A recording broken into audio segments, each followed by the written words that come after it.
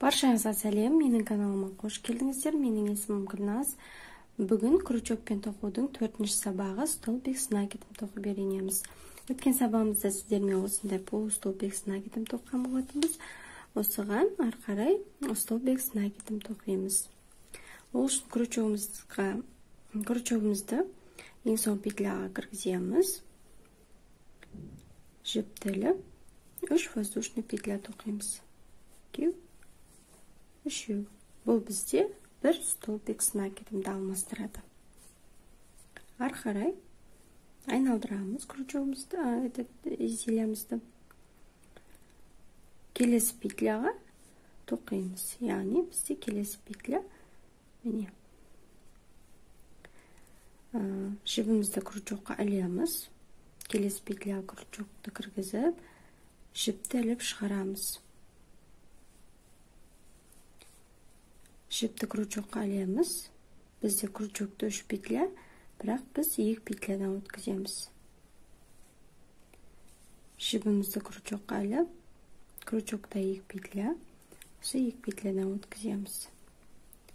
Жіпті крючокқа ілеміз. Келесі петля крючогымызды кіргізіп, жібімізді іліп аламыз. Жіпті крючокқа ілеміз. Алдыңғы 2 петлядан өткіземіз. Жіпті крючокқа ілеміз, соңғы 2 петлядан өткіземіз.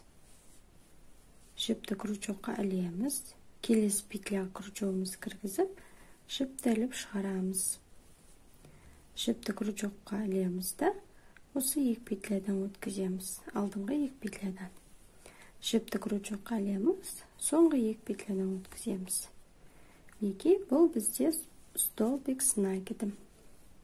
Көп тоқыма бұйымдарында столбик с накидом көп кездеседі. Сондықтан осы столбик с накидымды жақсылап үйреніп алыңыздар. Ары қарай тоқимыз. Крючогымызға жібімізді іліп аламыз да, келесі петляға крючогымызды кіргізіп, жіпті іліп шығарамыз. Жіпті крючокқа ілеміз, алдыңғы 2 петлядан өткіземіз. Крючокқа жіпті ілеміз да, соңғы 2 петлядан өткіземіз. Неге біздер столбик с накидом тоқып жатырмыз. Осылайша столбик с накидом тоқылады. Көп тоқыма бұйымдарында осы столбик с накидом, полустолбик, столбик без накида көп кездеседі. Және де воздушный петля көп кездеседі. Егер осы узорларды үйреніп алсаңыздар, көптеген тоқыма бұйымдарын тоқи аласыздар. Ең оңай, ең бастапқы оңай тоқылатын бұйымдарды тоқуға болады. Бастысы осы узорларды меңгеріп алу. Ары қарай тоқимыз. Бізде крючогымызға жіпті ілеміз. Келесі петляға крючогымызды кіргіземіз да, жібімізді іліп шығарамыз. Жіпті крючокқа ілеміз да, алдыңғы 2 петлядан өткіземіз. Крючогымызға жіпті ілеміз да, соңғы 2 петлядан өткіземіз. Жіпті крючокқа ілеміз, келесі петляға крючогымызды кіргізіп, жіпті іліп шығарамыз. Жіпті крючокқа ілеміз да, алдыңғы 2 петлядан өткіземіз. Жіпті ілеміз да, соңғы 2 петлядан өткіземіз.